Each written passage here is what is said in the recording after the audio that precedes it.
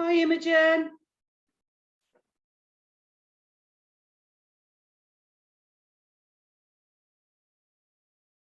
Hi, Claire. You all right? Yes, thank you.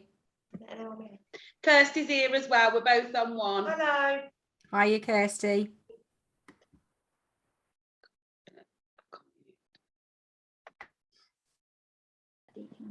Yeah. Hi, Jack Deacon. I'm with Emily. Hello, both. You all right? Oh, on the same one. Fabulous. Okay. Thank you.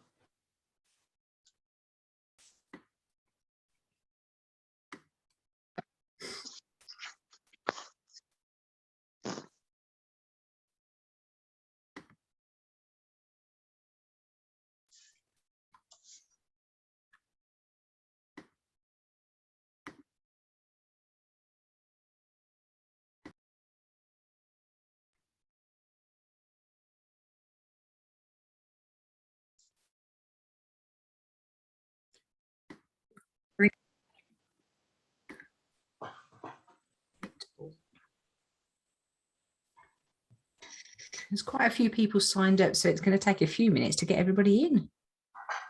I thought everyone else has got something better to do at 7 o'clock on a Wednesday night other than me.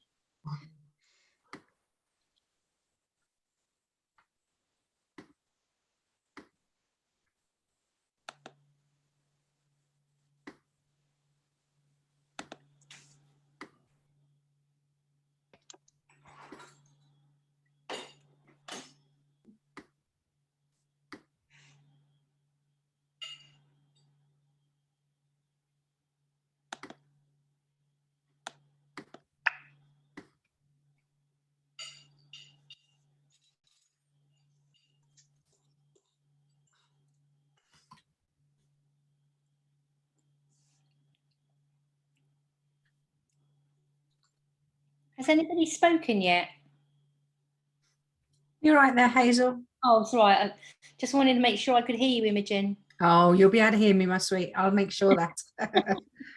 You'll probably be able to hear James. He's jumping up and down about Danny Ings at the moment. Right. He actually hears that Jack Grealish is going, and that's why they bought Danny Ings. Oh. I've lost my pen. There we go.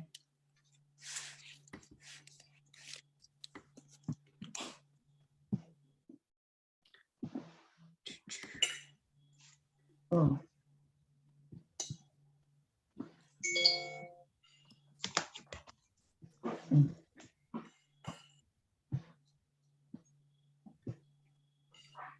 Right, we're nearly at time.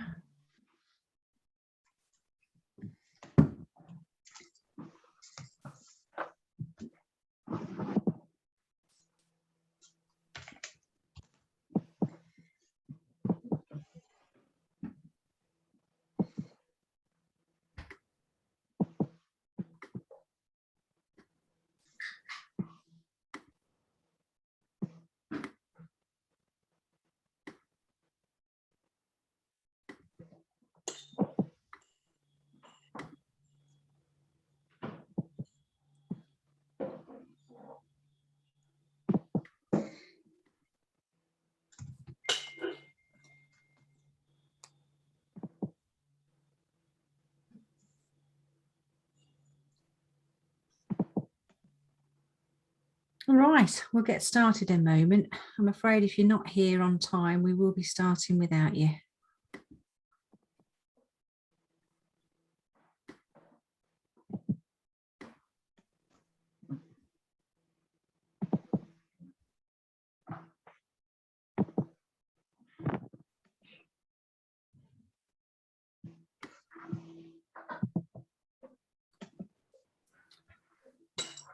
Right. Okie dokie.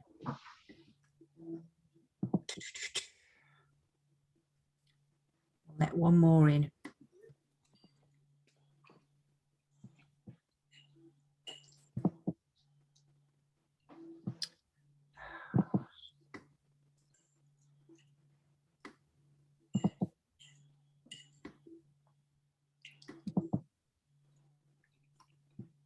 Right, okie dokie. Right, we're going to get started.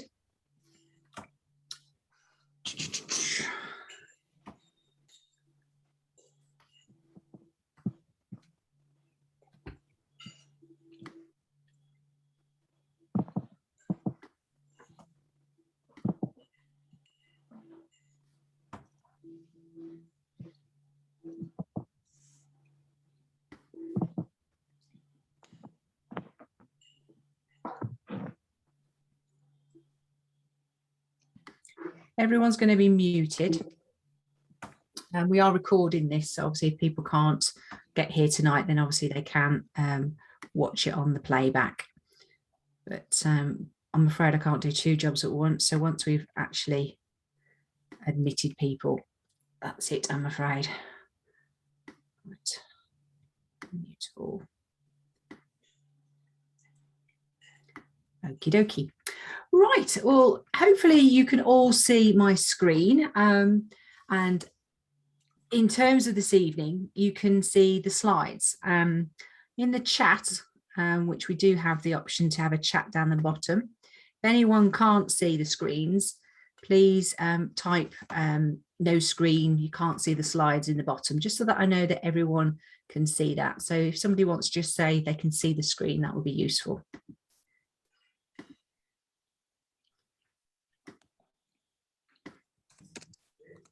Yeah, I can see the screen. Lovely. Okay. Thank you for that. Beautiful. Right, let's get started then. So you're here this evening because we're running a free class called Managing Others in Early Years. And we're doing this because we're about to launch our new product, which you can see detailed below, which is called the GROW program. And at the end of this evening, the end of the webinar lesson that we've got this evening, I'm going to be telling you a little bit more about the GROW program, so that you can have a little more understanding as to whether this as an early years management membership might be something you are interested in, something for yourself. Okay, so let's get started.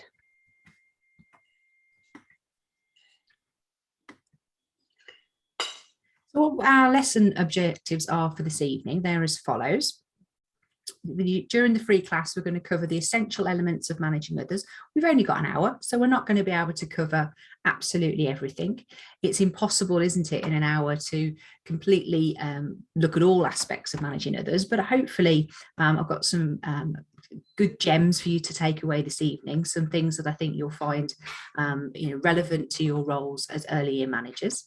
We're going to look at the techniques that you can use to overcome difficulties, because let's be honest, it's not plain sailing being an early years manager. There will be days, you may have had one today, where you're thinking, why did I ask somebody to do that? I might as well have done it myself. Or you'll be asking yourself the question, did I ask someone to do that, because it hasn't been done?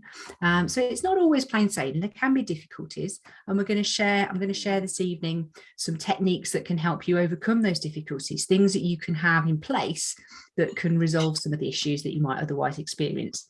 And we're going to look at what you can do to I suppose feel reassured that everybody is in the same boat. We're all, in the same situation when it comes to feeling that actually we'd like to be more confident when it comes to managing others. It's, they say that leaders are born, but management is definitely something that can be taught. And we can all get better at managing other people and all feel more comfortable and confident when we are managing other people. And in my experience, the more confident you are, the more you're able to do a better job, because when you're not confident, that can lead to mistakes and can lead to a situation where actually it can become very difficult to manage other people. So that's our objectives for this evening. So who am I? This is me, 27 years experience in human resource management. I didn't intend to go into HR, as I'm about to tell you this evening. I was not destined for HR. It was something that I kind of fell into, really.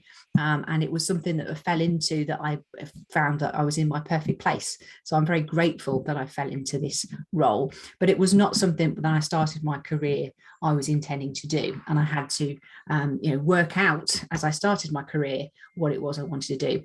But as you'll find out this evening, I started my career as a manager, which is an unusual way to start. We now specialise at Red Wing Solutions in HR for day nurseries, preschools and clubs, and we've done so for the last 17 years. We work with nurseries preschools and clubs across the country, and in both Scotland and in Wales as well. So those of you that are here this evening from probably all four corners of the United Kingdom this evening, you're very welcome to join us, and hopefully you'll find some value in spending your time with us this evening. So this is me. I reckon I'm about 19 and a half in this picture. I've got my Wallace suit. I don't know if you'll remember Wallace. It used to be a lovely little shop in the Merry Hill Centre in near Dudley.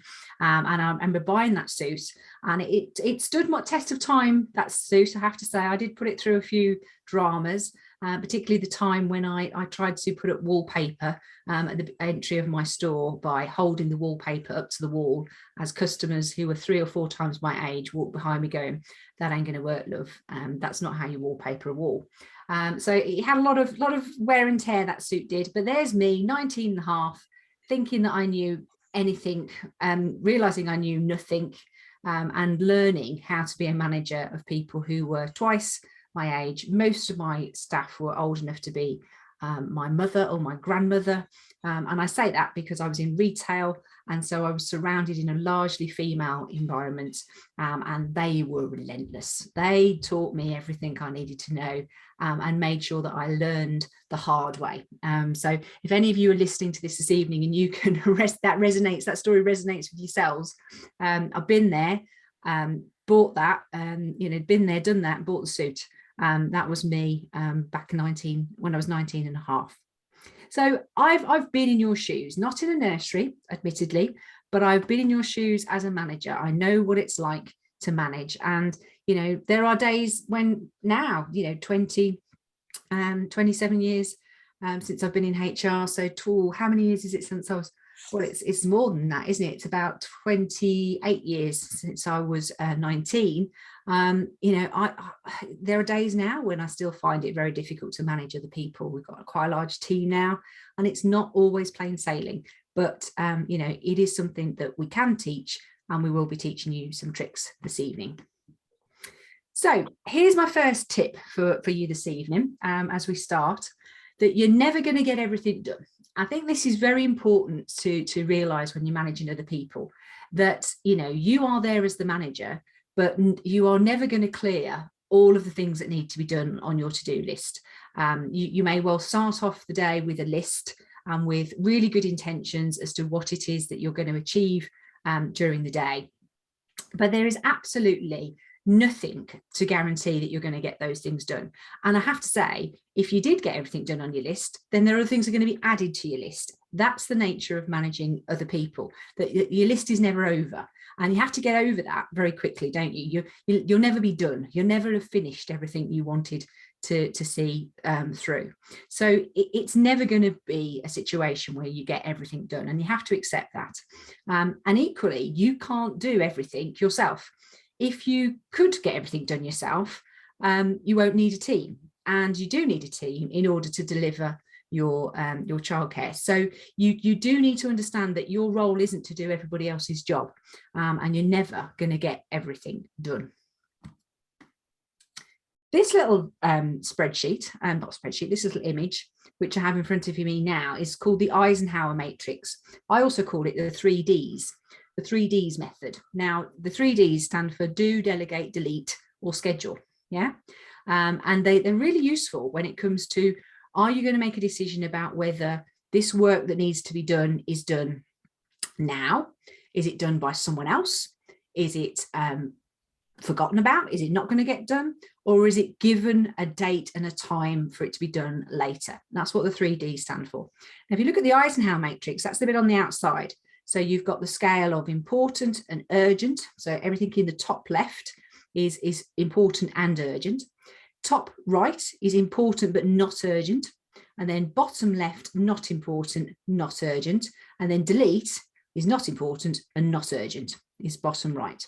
So you do the tasks and try and do them once. Try and do things that you know need to be done.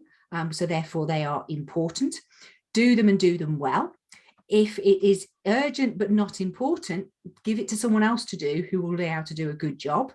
And a massive role of managing other people is really truly understanding how to delegate.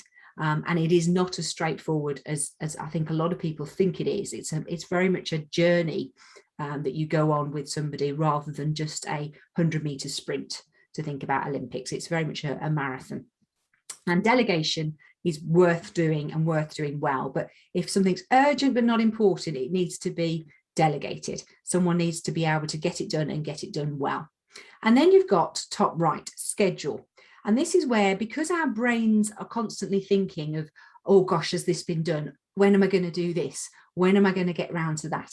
Those items that you can schedule and get out of your consciousness and onto a diary or onto a calendar, then have their own deadline around when they're going to take place. You've actually booked time, you booked an appointment. And it could be, that you've taken the decision that it's important, but it's not urgent to do this month's debt chasing. It's something that can wait until you got all of the information, and you sit down and you do it in one activity. So you might schedule a couple of hours in your diary the following Thursday for that to take place. You then haven't got to think that today and tomorrow you'll be finding time or thinking about finding time to do debt chasing, because you've already scheduled when it is that you will do it. And that can be very useful to make sure that your time isn't taken up when you're managing other people, worrying about when you're going to be doing some activity, because you've already given it your time and attention. And then we've got delete. So if it doesn't need to be done, the 3DS, the D of third D is that you delete it. You don't do it. You make a decision. We're not going to do that anymore. Let's scrap that. Let's stop putting it on a jobs list. Let's just leave it and not give that any more thought. So I really like this one in terms of, you're never going to get everything done, but what you can do is to be really disciplined about what gets onto your to-do list, what gets delegated to someone else, what gets scheduled, and what gets binned. Don't try and do everything yourself. You must learn to delegate. And as I said, delegation isn't about saying to somebody, excuse me, could you go and do so-and-so for me? As an early years manager, you could find yourself constantly being the disher outer of jobs. And that is an incredibly soul destroying position to be in, because you know that without you saying, can you do something, people will perhaps stand there and do nothing. And we've all worked with people who are like that. They wait to be given a job. They will just stand there, or, and be quite happy not working, but receiving a wage, and wait for you to tell them what to do next. So what you want to do is to think of delegation as being, right, I'll make sure that you've got an understanding of what it is you're here to do. I'll do all the groundwork, and that could be writing a really good job description. That's a very important element of delegation. Designing a good job, making sure you've written a really good job description that people can understand, because there's no point somebody picking it up and going, I have no idea what I'm now responsible for. So writing a really good job description, making sure that somebody is trained to do that job, and that you've invested their time and energy to not just show them once, but to perhaps show them many times over a period of time, constantly giving them a little bit more responsibility, a little bit more of the activity, not showing them and saying, right, okay, I'm going to do one, you do one. Let's see how you get on. Why don't you do one and then come and tell me how you got on? So you're starting to loosen the lead. And that can be incredibly important to delegate. It's also incredibly important to make sure that other people know that you are delegating to a particular person, because it's very difficult for someone to suddenly become responsible for something and for their colleagues to not know that that's happened and that's occurred. They won't necessarily recognize that they're now doing that for you, and they won't necessarily help them unless you tell them. So you've got to think about how you communicate that someone has had that activity given to them, that they're now responsible for it. And you'll never give up the accountability. So as a manager, no matter how much you delegate, and there will be things you cannot delegate, they are undelegatable. No matter how much you do delegate, you will retain accountability for everything that is done. That is the nature of being a manager. So we're always accountable for the work done by others, but we can give the responsibility to the delegate, just as we do when we send somebody on a training course and they become labelled a delegate. Delegation is to give responsibility. You can do that with other people, and it's essential that you learn how to delegate really effectively as a manager in early years, and particularly important to manage other people. You need to create a culture of continuous improvement. And in early years, this will mean that you're constantly looking to see what it is you can do to improve what it is that you do. So whatever your culture is, whatever your vision and ethos for your setting, you'll be constantly looking to see if we can make sure that we have a culture where all of us are looking to continuously improve. When I talk to nursery owners about their settings, often they'll tell me that their continuous improvement is largely led by training and development, that every day is an opportunity to learn and perfect a particular skill, or to gain more understanding of a particular aspect of working with children. Every day is an opportunity to put into practice something that you've seen used successfully by other people. And you really want that culture in the workplace where, you know, training isn't seen as a necessary evil, but is something to enable all of us to grow and broaden our horizons. And ultimately, it makes sense for that to be the case, because you're in the business of educating. If you weren't, then you know, it would be almost having a sort of like a bookshop where nobody in the store reads books. It makes no sense. So you do want to have a culture of continuous improvement, and it makes it easier then to accept, doesn't it, that your sector is one of the many sectors for whom change is constant, change is reliable, predictable. It's not a question of when the guidance will be, if the guidance will be updated and fiddled around with. It's a question of when. So you have this idea, for some people, it's a bit like a hamster in a hamster wheel, isn't it? Constantly moving, but not actually getting anywhere. But what you want to do is to make people feel less of a hamster and more able to think, well, actually, by working in this environment, no 2 days are the same. No year is necessarily going to be the same as it was last year. We're always on a journey. We're always on an opportunity to learn new things. This is one of my favorite sayings. And I love this because it's so true. If you wait till tomorrow morning to do your jobs list for tomorrow, you have wasted time. And when it comes to managing other people, you haven't got time to waste. So I always make sure that as my day is coming to an end, I prepare a list of things that I need to put down for tomorrow. Oh, hang on, we've got unmuting going on here. Let's put everybody back on mute. Otherwise, we could hear all sorts, couldn't we?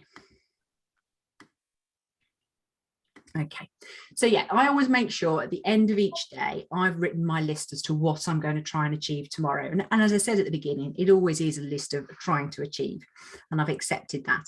But by writing that list, I've then got in my mind, as soon as I arrive for work, what it is I want to try and do. And tomorrow isn't over. Tomorrow isn't over. Look at that, it's a spelling error. Today isn't over, not tomorrow. Today isn't over until tomorrow is planned. Is so important. And that'll teach me for rushing these slides. Today isn't over until tomorrow is planned, because it's so important to make sure that you have got tomorrow in control from the moment you hit the ground running. One of my favourite management lessons that I learned all those years ago was the importance of management by walking about. Now, if I take a typical early years setting, whether it be a preschool or a day nursery, one of the things I often find is that the manager will spend a lot of time in their office. And they'll do that because obviously there's a lot to be done that can only be done in the office. I totally get that. However, when it comes to managing others, your best work might not happen in your office. Let's be honest. Your best work might happen when you are walking about. Now, if you only ever come out of your office in order to perhaps go and pass a message on to somebody, or to relieve somebody in order to cover a lunch, for example, can everybody make sure that they're on mute? I don't want to hear other people's background noises on our webinar, if at all possible, please. Thank you. Please make sure that you're muted. If you don't go out of your office, unless it's for an operational reason, you actually will miss out on the opportunity of being able to observe and interact with your team, with your staff members, in a way that enables you to affect your management of them. So it's a really useful thing to just spend time walking about. And it can be, and I've seen this happen myself, is that, you know, the first few times you spend, you know, walking about, you might do that by yourself. Other times you might well take your colleague, your deputy or an assistant with you, and you might well be looking for things that aren't quite as you want them to be. And you can then give feedback to the person for whom might be responsible for that area, as to, can we do something with this? Can we find a home for that? Or can we do something? Can we do something a bit different here? Because I'm not really loving what's actually here. Is there anything we can? Is there a reason why that's been located in this location? Is there a problem with where we normally live this? But if you don't actually talk to people and you don't actually walk about, you don't get that opportunity. And a lot of the really good learnings that your team have by seeing you manage, it comes from your interactions with them when you're actually walking around, and that opportunity you get to be able to, you know, support them in their practice and support them in the performance of their role. So it's incredibly important. As you get sort of more sophisticated with it, you can actually, you know, go you know, walk about with particular aims and objectives. And some of the things that I've seen done will be, you know, we're going to go and look in, you know, across the whole setting today, and you know, find 5 things that make us go wow, you know. And then when you come back with your list of wows and you feed back at the next staff meeting, you know, people would realize just how much you see and you understand about the setting. So it can be very effective. Quick slurp of water. So be really consistent. This is a massive element of managing other people that I would really encourage you to think about. I describe this as the, you know, the sort of the desirable state that you want to be in as a manager. And the undesirable is this idea of a hot tap, cold tap. So I don't know if any of you, I mean, I suppose most of us now come across mixer taps quite frequently. But say 20 years ago, when I first was thinking about this, you know, it used to be more of a rare occurrence. You had your hot tap, your cold tap, and everybody knew where they were. One was labelled red, one was labelled blue, H on one, C on the other, happy days. But the mixer tap was a bit more risky. You didn't really know what you were going to get because the actual tap could turn in either direction. And I had a boss once, a managing director of a company I was at, and he was very much hot tap, cold tap. You wouldn't know until you were in an interaction with him, or as we call in psychology terms, a transaction. You wouldn't know whether he was going to be, you know, angry as hell, really sort of furious, really sort of aggressive, or really passive, completely submissive. You could ask for anything and he'd give it to you. He was one of those gentlemen where you didn't know what you were dealing with, whether he was hot tap or cold tap. And as a consequence, the rest of the team would avoid him. And when we're avoided as a manager, we're losing our ability to manage other people, because we never want to be avoided. We always want to be approachable. The word approachable is such an important characteristic of management. So if any of you are ever in the business of hiring a manager, whether it be a deputy or whether it be an assistant manager or a nursery manager or a preschool manager or similar, please, you know, think about looking to see evidence of the attribution of being approachable, because it's such an important skill. Some people, you know, will tell you that they're approachable, but their track record will tell you completely different. And so, you know, he wasn't very approachable at all. We were very sort of, you know, nervous when we dealt with him as to what we would receive. And what you want to be is you want to be consistent. You want to be the sort of person that the staff know exactly how they're going to, what the sort of response they're going to get from you all of the time. And it's quite a challenge to achieve. Let's be honest, it's not easy to be consistently one thing, consistently, you know, civil, approachable, able to deal with things. It takes a lot of self-management, which is something we all have to work on if we're going to manage other people, because we have to be able to control our own emotions. We have to know when we're getting tired and to take a break, because nobody's going to tell you, you're the manager. Nobody's going to tell you, you haven't had a drink for 4 hours. What are you doing? Here's a glass of water. You're going to need to do that for yourself. But you need to be consistent, because you'll get the best from people only when you're in this state. You'll get the worst from people because they will avoid you when you're hot tap, cold tap. And this is this tricky one, and something that, again, not everybody finds easy, but I think it's worth us talking about. And this is the idea that it isn't your goal to become friends with people, but you can and should remain friendly. So we talk about this in the GROW program, about the difference between friendliness and friends. So your friends might well be people that you are interacting with outside of work. You might have, be very fortunate enough to have a very wide circle of friends, or you might be, somebody who's got a small circle of friends. But at work, once you become their friend, and once you become more than friendly, I'm afraid it makes it even more difficult to manage other people. So once you have crossed the line from being just friendly and has become someone's friend, they will feel able to tell you things that you don't want to hear and will find it difficult to hear, and then be consistent and approachable. You will often then fall into the trap where you find yourself saying things that you shouldn't say as a manager because that person is your friend.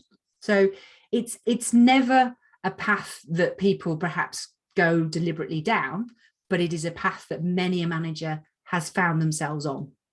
And what I would say to you as your trainer would be, please try to remain friendly, but not friends, because it's so much more difficult to manage other people. And the only way I've ever seen people manage it successfully have often been in small settings where actually people are family. And I don't mean family as in, we talk about Team Red Wing and our Red Wing family. They're family. And therefore they're closer than friendly, and they've obviously had to make it work. And how people have done that is that they've sometimes had to say to their family member, right, I'm now putting my manager hat on, and I need this to happen by 2 o'clock this afternoon. So I'm not asking you as your big sister or your little sister, I'm asking you as your manager, can you confirm to me that we're going to get this done for 2 o'clock? And that's how they've done it. They've kind of said, look, I'm taking my hat and I'm putting it on. This is my manager's hat. And we're now talking, as manager and member of staff, because we need to have this mark between ourselves in order to make this happen. And that can be one way that people have overcome it. But, I've seen nursery managers and deputies get pulled into, friendship groups, and, people of extreme situations, people have, almost, become flatmates and roommates with each other. And it's very difficult to manage the team once you become friends. And I know one way which many, an owner has kept things different is they've said, I won't celebrate Christmas or whatever it is, party that we're having, whether it be end of year or end of term or something. I won't celebrate with the team, but I will give them the ability to have that party. That's my gift to them. That's me being friendly, but I won't be there to become their friend on the night, because it doesn't help me to manage them the rest of the 364 days of the year. As I said, it is absolutely essential, if you are going to manage others, that you are always approachable. But my task, my challenge to you is not always for you to be accessible. Now, what do I mean? I don't mean that you should be hidden away behind a locked door, because that's, let's put it frankly, absolutely absurd for a manager to be behind a locked door. No good for ratios and no good for you to be supporting your team if they literally couldn't get to you. But sometimes when we're accessible, if we've got our door always open, people will always come in and ask, and that isn't always going to be helpful to you. So, you will find a situation where if your door's open and people come in and ask you a question, they will then know that they don't need to think for themselves, that they don't need to go and find that you will always be there because you are accessible as well as approachable. And people think that the two need to go hand in hand. They don't. So I want you to always be approachable, but I want there to be times when you're not so accessible. So if you are accessible, you're going to be approachable. Somebody comes towards you and you've said, yeah, that's absolutely fine. I'm ready to stop what I'm doing. You've got my full attention.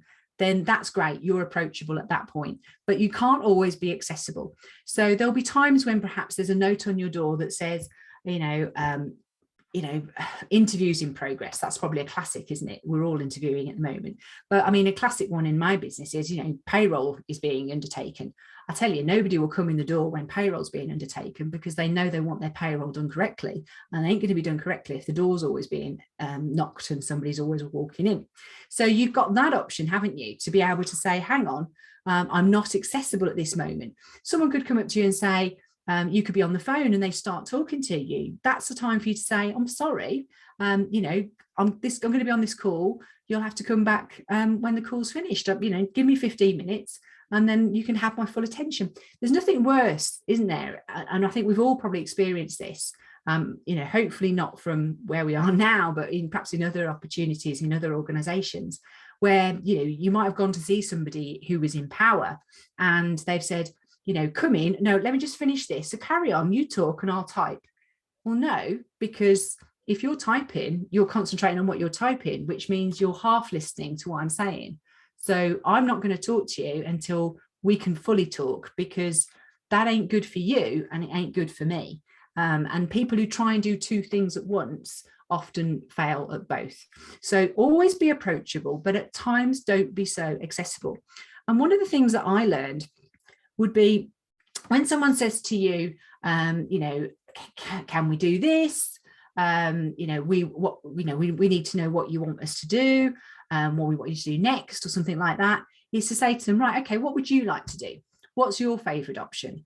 So don't come to me and ask me to tell you what you're doing.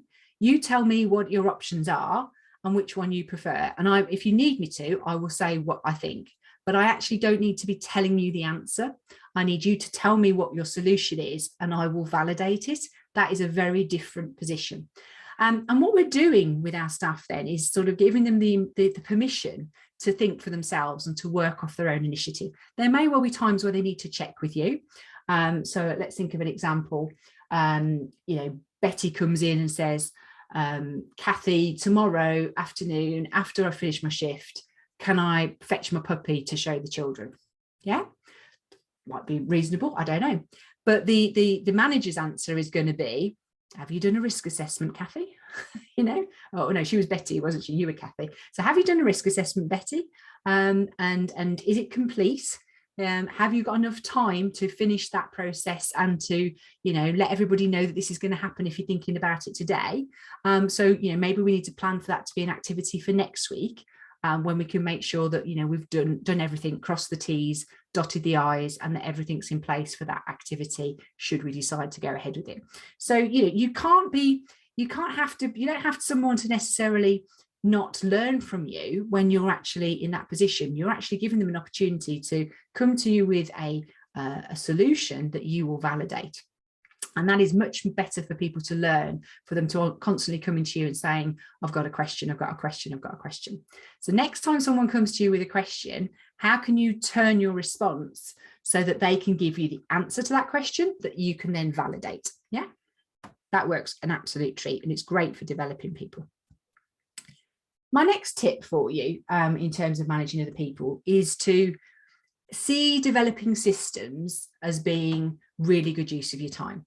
And what I mean by systems are, and you will have many of them in early years, are the sort of the operating instructions that enable consistency to occur.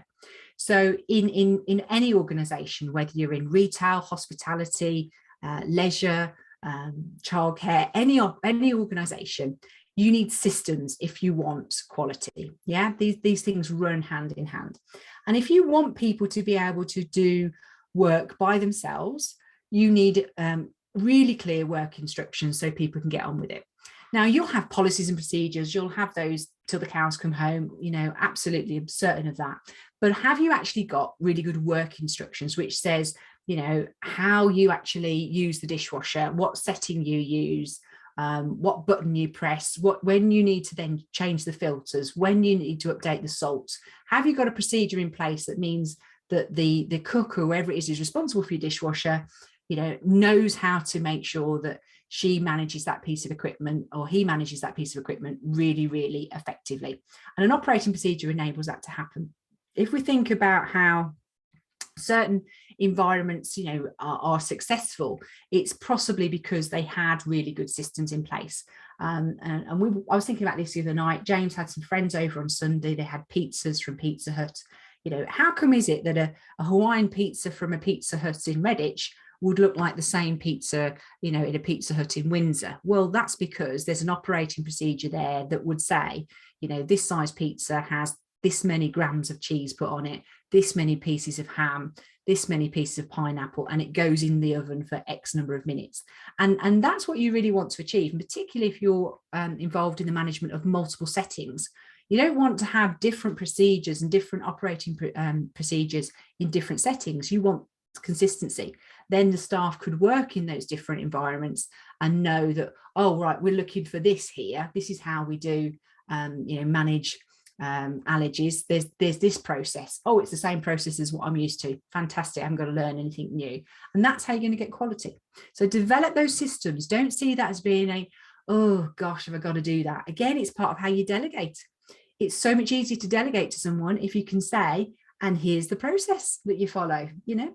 And the way in which we know whether we've got people we can delegate to is the skills matrix. And I find far too many nurseries haven't got a skills matrix. Far too many preschools and clubs have not put this in place. And it's an absolute gem if you've got one. Now, this is an extract of one from an Excel spreadsheet, and you can do it a multitude of ways. I like to do it in Excel. And you basically list the name of the people, whether it's in a team or within a setting down the left-hand side where it says names. And then across the top where you see different columns, we can put a label in the column as to what their skill is that they need or might be needed in that department or in that setting.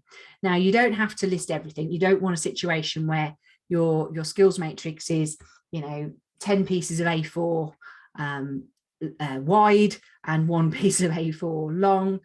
You want to be thinking about the skills that it is necessary for you to know to what extent those are spread amongst the workforce.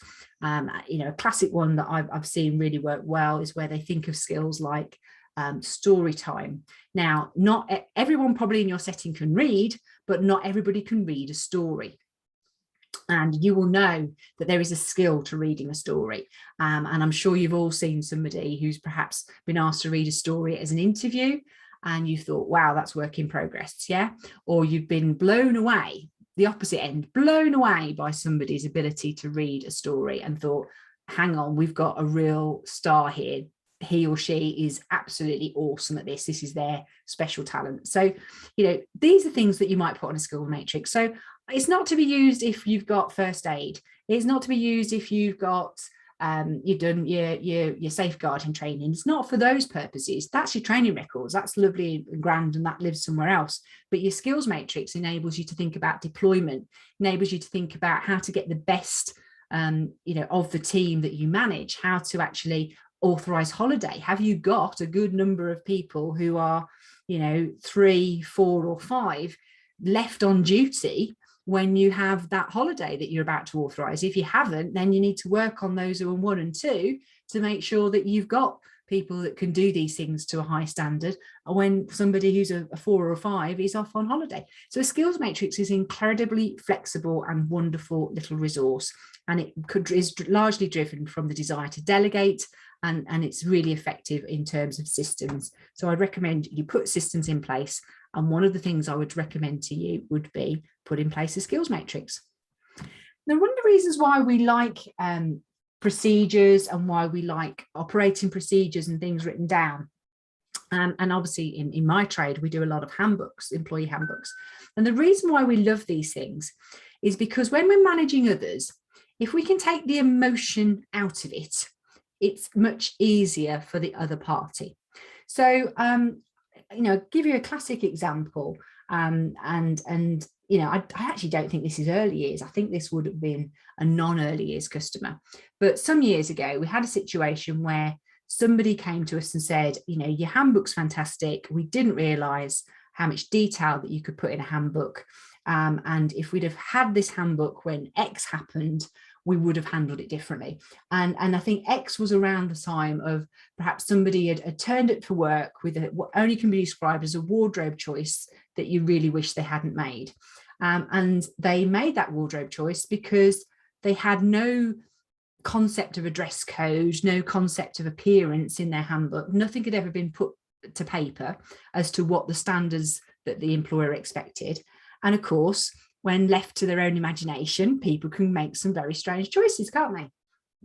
And so, you know, if you've got a handbook that says you need to ring in by 7:30 to report your absence, and in most cases, it's expected that you ring in and that you don't social media message or pass a message on to your colleagues or friends, that it's yourself that rings in most cases, that's what we expect. Then if you have to speak to somebody because they've rang you at 8:20, or they've got their mum to ring you at 8:20, and you have to speak to them about it, you're not making it up on the hoof, which can be accused of you if you are doing things and you think they make you think like you've been personal, that it's you're treating them differently, that you're being mean, that you know, they didn't realise. You can overcome all of those concerns by saying, well, ever so sorry, but it's in the handbook that you were given and you were told that you needed to follow. It says in here what we expect, and you've not just done what we expect, you've done something different. So it is my job to say to you that, you know, you've not got it right on this occasion and you need to get it right on the next occasion. So it's process, not personal. And it's so much easier to manage others if you've got loads of systems in place that mean that when you do manage, it's not about a personal thing. If you deciding, I don't like the colour of your hair, I don't like the cut of your trousers, I don't like the size of your shorts. It's not you as a manager, it's the process. And that makes your job so much easier. And therefore, whilst it's an investment in your time and energy to do it, it will pay you dividends every single day. Big one here, don't micromanage. It is not a good idea to you know, hire a team to do the work and then stand over them to do it. You really want to give them the skills that they need to do the job and then get out of their way and let them do it. It's so common. We see this ever such a lot where, you know, you've kind of stifled their performance themselves because you've micromanaged. Now, you might need to micromanage a work experience student for whom, you know, close personal supervision is essential for your safety, their safety, the children's safety.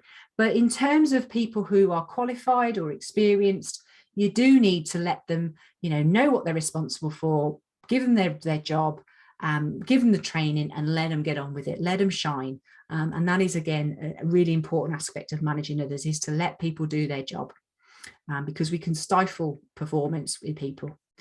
What I say to you is, you know, and I mean this, you know, as, you know, probably not the way it sounds, but, you know, check in with people and then check out is the best way of describing it. So you check in with people and then you bugger off and leave them alone to do their work. Because if you are then watching somebody work, it's a bit like when, you know, we have this the other day where, you know, when I'm typing and I've got a colleague watching me what I'm typing, my typing is dreadful. You know, every other word is spelt wrong. I'm going back and having to make changes. And that's what can happen if you're being watched, isn't it? That your performance falls through the floor, you feel a level of anxiety that you didn't expect to feel, and you wouldn't normally see that in your practice. So check in with people and then check out, you know, let them do their job. And I say to you this, and it's very important, you need to manage the underperformer if you've got one in your team, or they will manage to undermine.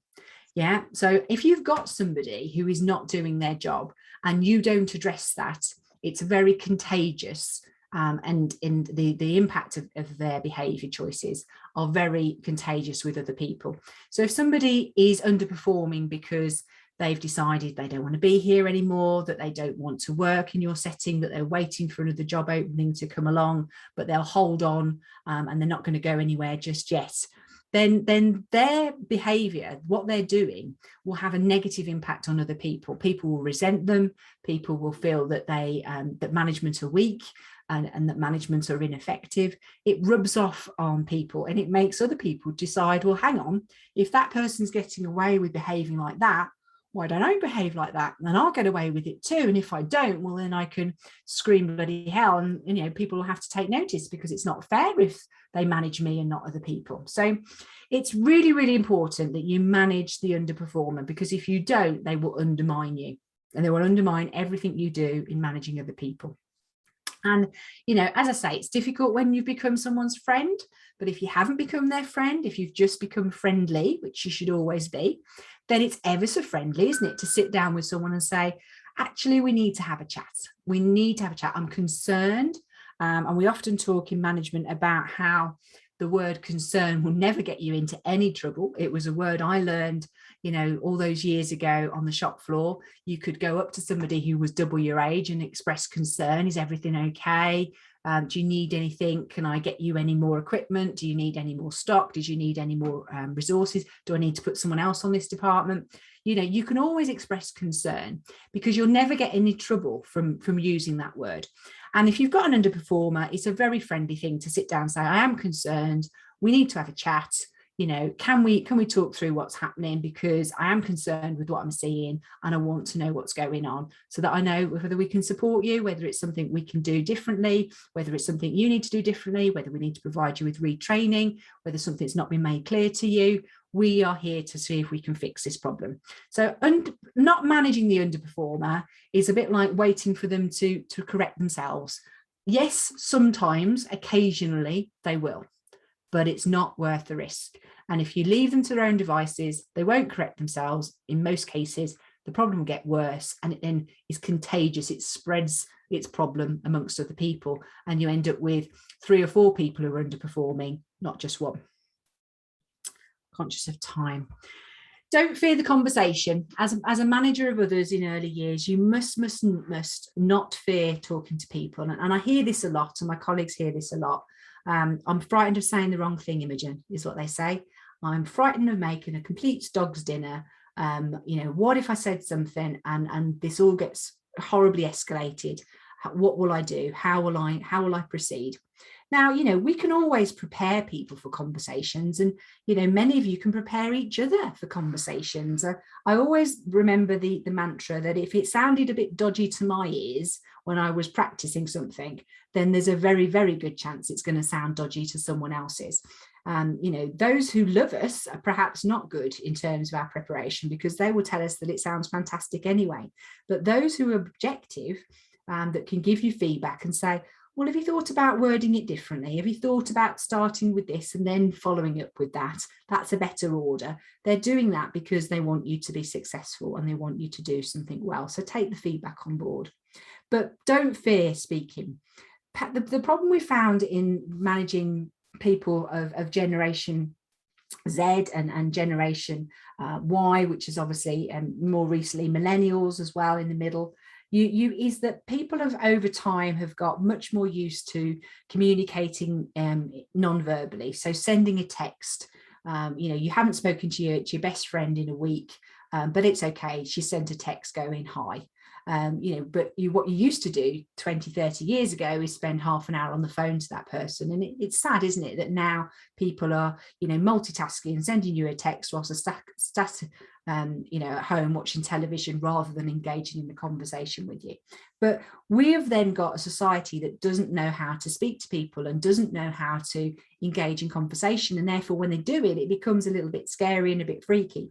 So we've really got to do our best by people, and especially when you're managing other people, is to get them used to conversation. So don't just go and have a conversation with them when you want to tell them off. Go and have a conversation with you when you want to tell them they're amazing.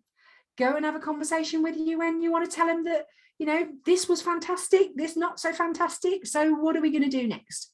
So you've got to get people used to the act of talking, and don't fear talking. You can always stop your mouth. You can always stop talking. And you can always, if you're properly, planning what it is you're going to do, you're always able to say, we need to end it here. So do not fear the conversation. Do not fear planning to have conversations and to think about what it is you need to say, and then do it. When you're eyeball to eyeball with somebody, and we've seen this a lot recently, haven't we? We've talked about how there's been a lot of talk about how people, when they want to troll other people, they find that social media enables them to do that because it's faceless. And I was listening to some guy on the radio yesterday who was saying, I think it was Talk Sport, and he was saying that, you know, people would have a go at him about how he comes across on the radio by messaging him.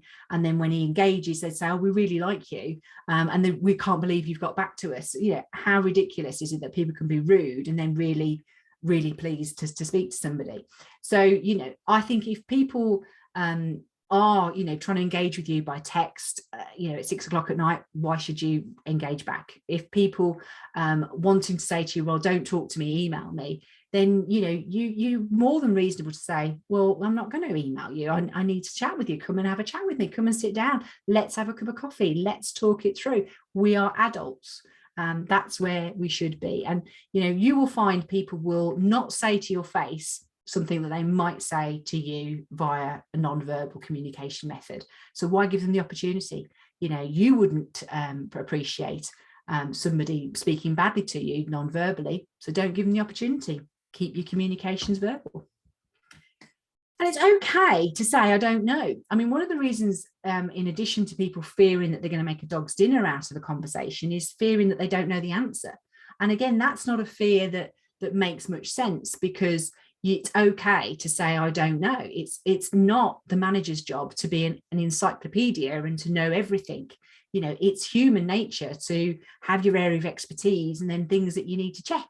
And if you think about your transaction with your staff member, if you aren't entirely certain and you gave them an answer that was your best guess, you know, it's a bit like when you watch some of these game shows and people are like, well, I'm not sure, I'm 50-50, but I like the look of that name, so I'm going to go for it. You know, that's not treating your staff member decent if that's what you're doing, having your best guess. So the best thing to do is to say, I don't know for certain, so I will be getting back to you. And, you know, you will have an answer from me, I promise, by 12 o'clock tomorrow. And your word is your promise. You've said that you'll do it, you'll do it. So it's okay not to know. And as a manager of other people, it's really okay to say, I don't know, I'll have to find out. I will get back to you. Bear with me, because you deserve the right answer. You don't deserve my half-cocked, you know, best guess. And people respect that for you. One of the things that people often say is, oh, not sure my team respect me. Well, you can't ask them to respect you. You can't require them to respect you just because you're the manager. Nobody gives out respect just because you're wearing a badge, or you know, like I was all those years ago, wearing my Wallace suit. That didn't give me respect. But how I treated people and how consistent I was and how approachable I was and how friendly I was, that meant that people respected me. But I never ever heard them say it. They just got on with it. And that's how they showed that they respected me. I didn't have to watch them do their work all day, every day. Be assertive, not aggressive. This is an important one. Far too many people, you know, 3 behavioural choices: assertion, aggression, submission. They don't know who they are in any one given situation, but always be assertive. I don't want you to think assertive is a negative thing. It's a positive thing. And, you know, we want to be properly assertive. And we'll talk about this on the GROW programme in different elements, because it runs through communication right the way through. But you want to be assertive because you want to be smack bang in the assertion bubble. You don't want to be on the borders where at any moment your sentence could go from being an assertive sentence to an aggressive sentence or a submissive sentence. And I love this phrase, and I use it a lot as a manager. I'm sure you didn't mean to. However, or but, the but's always a big one, isn't he? But the first thing people hear is the first bit. They hear the, I'm sure you didn't mean to. I'm sure you didn't mean to leave the bin and the kitchen over the weekend. It now stinks. Can we make sure that we don't do that again? Whatever it is that they've done, do it assertively, and do everything assertively from the moment you arrive at work to the moment you go home. All your phone calls can be assertive. All your interactions with parents can be assertive. It's not about being bullshit. It's not about being, you know, big for your boots. It's about treating people decently. That's what the fundamentals of assertion are. Treat others as they want to be treated. This is important. We may well have been told, treat others as you would want to be treated, and you won't go far wrong. Oh, yes, you can with people.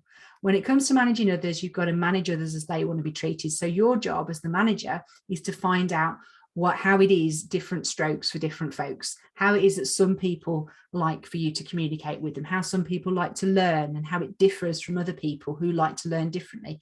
how some people have a communication preference that you perhaps give them a piece of paper with a list of things on. Other people would expect you to, sit down and show them. Make sure you understand your people and treat them as they want to be treated. And that's how to get the best from managing other people. Feedback rather than praise. This is an important principle I have learned a lot over the years, which is that it's really quick and easy to say thank you, or that's a really good job, but actually it's meaningless. It's nice, and we all love a bit of praise, but it doesn't affect performance. All it does is help us to feel loved and wanted. That's what it does. And it's got its place, but its feedback is much more powerful. So as a manager, you don't want to spend time giving praise to people. You want to spend time giving feedback to people, thinking about the feedback you can give somebody. You're doing that in order for them to grow. And that's one of the elements of the Grow program. We become better managers so that other people can grow in their jobs. So feedback enables people to grow, it enables people to expand their horizons. So it's all about, next week, you'll know more than you did this week. Next week, why don't you try to do 2 of these things that this week you only tried to do 1? It's about feedback, enabling people to understand their own performance and what they could do better and what they could do differently. And we can have negative constructive feedback and we can have positive constructive feedback, but it's still feedback. So there's lots of things that we talk about on the training program about feedback and enabling you to become better at giving feedback to your team members. And feedback has different styles. Some styles work for some people and their preferences better than for other people and their preferences. And again, knowing your people means you know which feedback style is going to get you the best results and give them the best results as well. Another spelling error. Oh, I'm loving these this evening. Catch them doing it right with an R, not a W. This is what happens when you rush these things. Catch them doing it right. Catch people doing it right. Don't just catch them when they're doing things wrong. Catch them when they're doing it right. Think back to the management by walking about. What can you do to catch people doing things that are absolutely outstanding, to use the Ofsted term? Can you catch them doing something that makes your heart sing, that makes you go, wow? And can you make them feel amazing that you caught them doing it? So, as a manager, find those opportunities to catch them doing it right. Find those opportunities to make somebody feel amazing, and to feel that, you absolutely know that they nailed it in whatever it was they were doing. Is so important.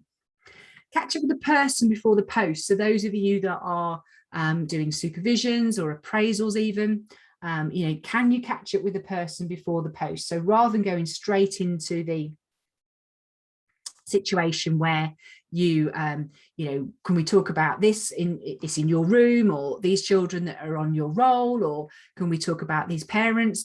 Can we catch up with you as a person? So how are you is a full sentence. You don't just go how are you and straight into something. As a manager, you should be going how are you and then stopping and listening for the response, because it might be, well, I'm not okay actually. And that will then affect the rest of your conversation. So catch up with the person before the post is very important to remember when you are managing other people. So just a few moments on the Grow program while I've still got 86 of you on the call on this lesson this evening. I hope you found some tips here that you will take away. I'm going to send you all out. You're all registered here this evening, so you're going to get sent out a set of the handouts so that you can have a think about them tomorrow. But the Grow program is our program that we launch on the 1st of September. It's like an ongoing training course. That's the best way of thinking of it. It's a coaching program, so we're coaching you as a manager to obviously become the best manager you can be. It's not just exclusive for one particular element of childcare. You can come from a day nursery, a preschool, of a club. You'll be more than welcome. You can come from anywhere in the country. Nothing we talk about is specific to England. It can be any other part of the United Kingdom.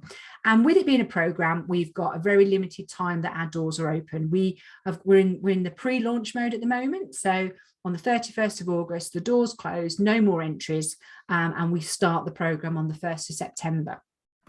And we don't know when we're going to be opening the doors again. So if it sounds like something you want to try, you need to enroll before the 31st of August. And then you're in. And if you decide it's not for you, that's absolutely fine. There's no contract You can leave, obviously, if you decided to leave in September, then you pay for September, but you get membership throughout the whole month, but you then obviously wouldn't be renewed on the 1st of October. It's totally under your control, so you would control your membership. And if you join now in August, no payment is taken until the 1st of September as well. So that's worth bearing in mind. So yeah, there's no contract. It's £37. That includes the VAT, so it's about £30, £31 plus VAT. It's per person, and what you get for your membership is obviously teaching that's available via your portal, so you can access it when you like. You could access it on your iPad in your bath if you liked. I don't mind, I'll never know. You could access the training materials and the downloads and all those lovely stuff whenever you want, however you want. You get a monthly live coaching call where, again, on Zoom, we would have none of this mute business. It would be opened up. You can ask any questions you're struggling with. You know that you're in a safe environment with other Grow members. We're all willing each other on to be successful. And obviously, you know, talk about day-to-day management and how we might do things and how we might improve things. We'll look at each of the monthly bundles because we have a topic each month for our training. We'll look at that in the live coaching session as well to see if we can expand on the learning a bit more and to see how we're doing with our implementation. So it's very much a live program where you're not just learning theory, but you're getting to actually put it into practice. And we obviously got the benefit of a closed Facebook group, and so therefore we've got a community. We know who's in it. We know that only Grow members are in it, so you get an opportunity again within that to network with other managers who are in the same boat as you, in the same sea, with different waves perhaps, but you know, we're all going in the same direction, and be able to obviously learn from each other from there as well. And hopefully that again will only build as time goes on. I'm sure it'll get off to a slow start, but we'll get momentum and be celebrating your wins in there as well, and knowing that you're, you know, as a manager, that your team members you know, you may well be struggling to manage, you know, the apprentice that you're struggling with, the cook that you're struggling with, the maintenance person you're struggling with, they're not going to be in the Grow program because it's not aimed at them. So you can be able to be supportive and know that you're going to be better equipped and more confident to do your job. So that's a Grow program. This is the link you need if it is something you're interested in. It's a bit.ly link. So with all bit.ly links, you just pop in bit.ly, which is bit.ly. And this one's link is /3W capital H, capital C, capital H, YB. That's the bit.ly link. And as I say, we'll send that out to you tomorrow with the handouts so that you can hopefully enjoy that. I'm just going to have a quick look on the chat before we leave. Thank you. As a new and young manager of an even younger team, useful. Yeah, I think it's an advantage if your team are younger than you. I would have died to have a team younger than me when I was 19 and a half, I have to say. You know, I think that it probably would have fell me into the trap of being their friend, which wouldn't have helped me. But I would have had found it easier to have something in common with them, which I think was something I really did struggle with. That, you know, I didn't know how to make small talk in the staff room. I didn't really have you know, an understanding of what it meant to be a middle-aged woman, you know, with a part-time job and children to care for, because I wasn't anywhere near that situation. So I think, I only learned how to manage people with the menopause when I reached the menopause, you know, so it can be very easy to not have the skill set because you've not reached that stage in your life. So yeah, hopefully you will find this useful, and that was useful for you. So that's China. I think you've recently joined our group. So because you got an unusual name, and I think you said to me that it was a name that you were somebody else, but you're also called China. That's brilliant. Hiya, Karen. Lovely to see you. Hope things are nice in sunny Nottingham this evening. Thank you, useful. Get back to these. We do get bogged down with the daily grind. As I say, it's relentless, isn't it, being a manager? It's really tough some days. Some days you're thinking, I am the crappiest manager ever known to anyone, you know, because nothing seems to be going right. The staff, you know, making me feel like I wish I hadn't bothered. And, you know, it is all down to us, isn't it? We are the manager. So we are going to need some support at times to become better at managing people. And none of this stuff is rocket science, you know, let's be honest, you know, managing people is largely common sense. It's just that some of the things that you might not be doing, you probably already know, but for some reason you're not doing. So maybe we can just get things momentum for you to have a go at them, and because you know that they work because you've been told them before, and get you into your daily practice, like the systems and the habits and all those consistency things that make for life to be easier. Just get doing them and you'll be grand. Good, excellent. So everyone's saying thank you, which is lovely. Love a thank you. I have to say, yes, I have a very happy son this evening. He's quite happy about Danny Ings. I'm just not quite sure what he's going to react to when he learns that Jack might be on the way, and that's why Danny Ings has come in. But thankfully, they didn't disturb us this evening to tell us about it, did they? So that's all good. Excellent, excellent, excellent, excellent. So it's been lovely to spend the evening talking to you and sharing this lesson with you. I'll get this out to the group, these slides out and this link out. And if anyone wants to join us on the GROW programme on the 1st of September, you'll be more than welcome. Good night, everyone. Bye-bye.